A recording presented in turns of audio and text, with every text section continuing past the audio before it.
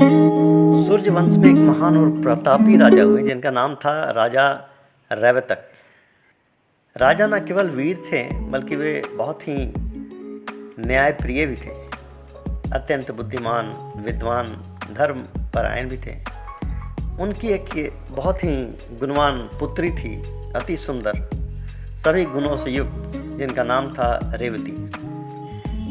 रेवती इतनी सुंदर और बुद्धिमान थी कि पृथ्वी पर कोई भी वर राजा को उसके योग्य प्रतीत नहीं होता था। राजा रैवतक हमेशा चिंता में मग्न रहा करते थे। सोचते थे कि अपनी कन्या के विवाह के लिए वर कहाँ से लाऊंगा, कहाँ खोजूंगा, इसके लिए योग्य वर कहाँ मिलेगा।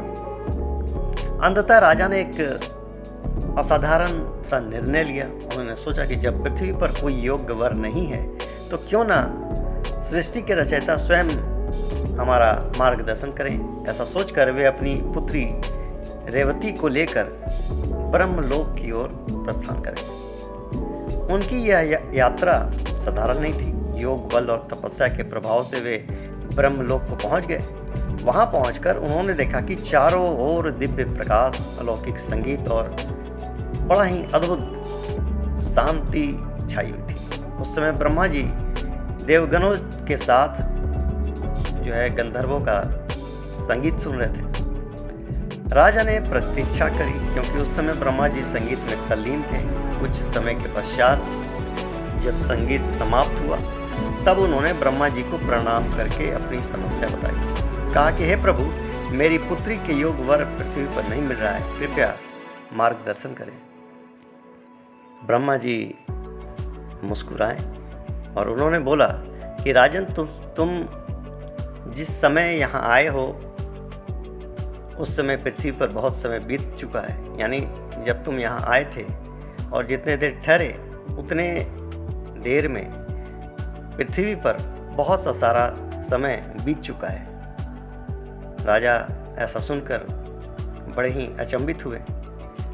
कहा कि प्रभु, मैं तो अभी कुछ ही समय पहले आया हूँ। तब ब्रह्मा जी ने समझाया कि ब्रह्मलोक और पृथ्वी के समय में बहुत अंतर है। यहाँ का थोड़ा सा समय पृथ्वी के अनेक युगों के समान होता है। यह सुनकर राजा बड़े ही आश्चर्य में डूब गए। ब्रह्मा जी ने फिर कहा कि जिस समय तुम यहाँ आए थे वह युग अब पृथ्वी पर समाप्त हो चुका है। अब वहाँ पर द्वापर युग चल रहा है। राजा और रेवती को यह जानकर अत्यंत आश्चर्य और दुख भी हुआ। क्योंकि उनके राज, उनके परिचित लोग सब समय के प्रवाह में लुप्त हो चुके हैं। फिर ब्रह्मा जी ने आगे कहा कि अब पृथ्वी पर भगवान विष्णु के अवतार के रूप में श्री कृष्ण के बड़े भाई बलराम अवतरित हुए हैं। वे ही रेवती के योग्य वर हैं। ऐसा सुनकर फिर राजा ने ब्रह्मा जी को प्रणाम किया और अपनी पुत्री रेवती के साथ पृथ्वी की ओर लौट पड़े। जब वे पृथ्वी पर लौटे तो सब कुछ बदल चुका था। ना तो उनका राज वैसा रहा, ना ही लोग वैसे रहे। मनुष्य का आकार भी छोटा हो गया था, क्योंकि युग बदल चुका था। रेवती अत्यंत लंबी और विशालकाय थी, क्योंकि वह पहले के युग की थी। जब राजा रैवतक ने रेवती का विवाह बलराम से करने का प्रस्ताव रखा तो एक समस्या उत्पन्न हुई। रेवती का आकार। तब बलराम जी ने अपने हल यानी हथियार से रेवती के शरीर को स्पर्श किया और उसे वर्तमान युग के अनुसार छोटा कर दिया। इसके बाद दोनों का विवाह संपन्न हुआ।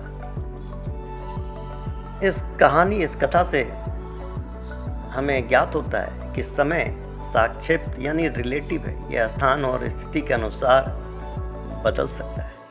आज के आधुनिक विज्ञान में भी सापेक्षता का सिद्धांत यही कहता है कि समय हर जगह समान नहीं होता।